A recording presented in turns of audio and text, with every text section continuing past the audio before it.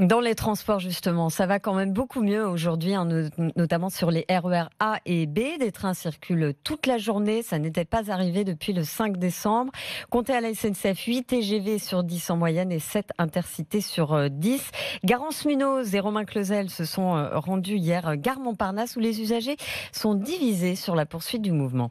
Depuis samedi, Ludivine fulmine. Pour elle, la déception est double, la grève continue et la réforme est vidée de sa substance. Déçue parce qu'au final, pendant 1 mois et demi, ça a été la galère et au final, ça tombe à l'eau, quoi. Ça ressemble plus à grand chose, on en vient à une espèce de réformette. Cette étudiante n'a qu'une demande à faire aux grévistes. De discuter et de foutre la paix à ces gens qui ont besoin d'aller travailler, ont besoin d'aller étudier. Et la grève, ce serait vraiment bien que ça s'arrête pour qu'on puisse tous retrouver une vie normale, quoi. A l'inverse, pour Thomas, cette annonce du gouvernement n'est que de la poudre aux yeux. C'est pour moi une méthode d'atténuer le mouvement de contestation, mais c'est pas une solution à long terme. Au final, pour moi, ça change rien du tout et je continuerai à manifester. Je reste contre cette réforme. L'abandon de l'âge pivot était pourtant la principale demande des Français selon Stéphane Zumsteg de l'Institut de sondage Ipsos. À partir du moment où le gouvernement a bougé sur ces lignes, si la grève devait encore durer, il est fort probable que l'opinion pourrait bouger à ce moment-là. C'est aussi une prise de risque selon le sondeur car le gouvernement n'a désormais plus aucune marge de manœuvre.